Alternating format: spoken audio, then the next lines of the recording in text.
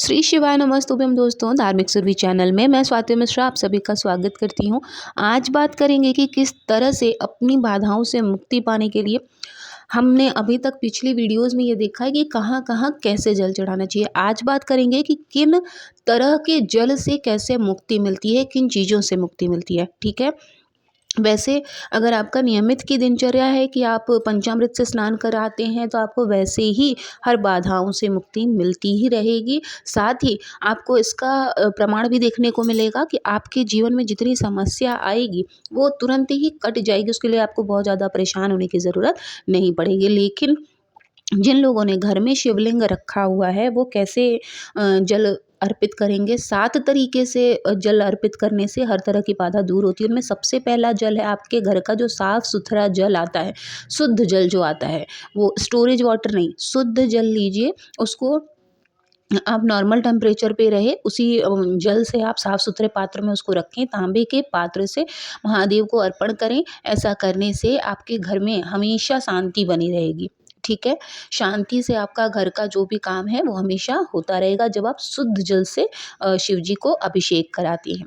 दूसरे नंबर का जल है आपका काला तिल। जी हाँ, हम लोग जानते हैं कि पितृदोष के लिए काले तिल से हम पितरों को तर्पण देते हैं। महादेव को भी हम काला तिल इसीलिए चढ़ाते हैं कि हमें पितृदोष अगर हो कहीं न कहीं तो वो जो है दूर हो, है ना? लेकिन जब आप नियम बना लेंगे कि हफ्ते में 1 दिन आप जल में काला तिल मिलाकर महादेव को चढ़ा रहे हैं, अर्पित कर रहे हैं, तो इससे आप देखने को अब मिलेगा कि जब पितृदोष तो कम होता ही होता है, साथ ही जब पितृ प्रसन्न होते हैं, उन्हें आपका जल मिलता है। महादेव को चढ़ाने का मतलब कि उन तक जल पहुँच जाना। तो जब महादेव को चढ़ाया हुआ तिल का जो जल है वो आपके पितरों तक पहुँचता है तो धीरे-धीरे घर में सुख आता है। क्योंकि वो जो हमारे पूर्वज हैं वो हमसे प्रसन्न होते हैं, तो वो हमें सुखी होने का, खुश होने का आशीर्वाद देते हैं। तो शांति और सुख के लिए हमें 2 तरह का जल चढ़ा दिया, ठीक है। अब बात करते हैं तीसरे तरह के जल की, जो है भस्म। जी हाँ, हम सभी जानते हैं कि जब हम भगवान को स्नान करा लेते हैं तो हम भस्म लगाते हैं इत्र के बाद।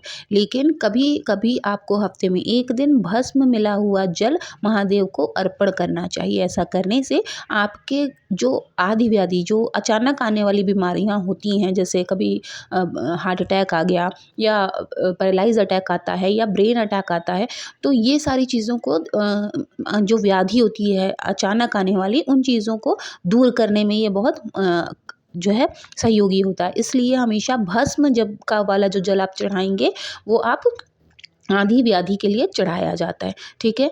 चौथे नंबर का जो जल है वो है कुशा का जल। जब आप जल में कुशा को मिलाकर जल अर्पित करते हैं महादेव को, तो इससे महादेव को जब आप जल अर्पित करते हैं तो आपकी मनोकामना बिना उन्हें बताए महादेव प्रसन्न होकर उसे पूरी कर देते हैं।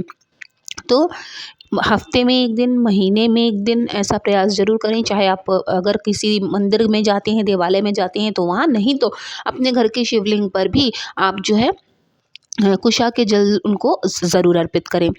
5वां जो जल है वो तीर्थों का जल होता है। जैसे हम यमुना नदी से ले आए या हरिद्वार से ले आए या फिर, है ना, जो तीर्थ वाला जो जल होता है, जब हम वो महादेव को अर्पित करते हैं शुद्ध जल में मिलाकर, तो उस जल से हमें पुण्य की प्राप्ति होती है। साथ ही साथ हमारी जो पूजा हम कर रहे हैं महादेव की, वो सफल होने की पूरी गारंटी होती है। तो कभी-कभी जल में तीर्थों का जल मिलाकर महादेव को ज़रूर अर्पित करना चाहिए। छठा है कपूर मिलाकर, जो कपूर होता है, अच्छा कपूर भी अब टिकिया की तरह आने लगी है, वो कपूर नहीं, जो कपूर पहले चलता था, पुराना जो कपूर है उसको आप बारीक पाउडर बना लीजिए, डिब्बे में भर के रख लीजिए और कभी-कभी महादेव को अर्पित जल में मिलाकर अर्पित करिए। ऐसा करने से माता लक्ष्मी की कृपा बरसती है। मतलब आर्थिक तंगी को दूर करने के लिए या तो आप कमलगट्टे का जल या तो फिर आप कपूर का जल महादेव को अवश्य अर्पित करें। इन दोनों से ही माता लक्ष्मी का आशीर्वाद भी आपको साथ ही साथ प्राप्त हो जाता है। और जो 7वें तरह का जल होता है वो होता है जब सावन आता है, बारिश का जब समय होता है, तो तांबे के पात्र में बारिश का जल जो है उसको भर लीजिए और उस जल से जब आप महादेव को अर्पित करते हैं, वो जल महादेव का स्मरण करके, पंचाक्षर स्तोत्र करके जब आप जल महादेव को अर्पित करेंगे तो इससे भी आपके घर में समृद्धि बढ़ेगी ही बढ़ेगी। तो हर तरह के रोगों को दूर करने के लिए, आर्थिक तंगी को दूर करने के लिए, मनोकामनाओं की पूर्ति के लिए अलग अलग तरह के जल बताए गए हैं, जिनको आपको हमेशा चढ़ाते रहना चाहिए। ऐसा करने से महादेव बहुत जल्दी प्रसन्न हो जाते हैं, साथ ही आपकी सेवा भाव से भी वो बहुत जल्दी ही आपकी मनोकामनाओं की पूर्ति करते हैं। तो आई होप कि आप सभी के लिए वीडियो बहुत यूज़फुल रही होगी। वीडियो अगर अच्छी लगी हो तो प्लीज़ चैनल को ज़रूर सब्सक्राइब कर लीजिएगा।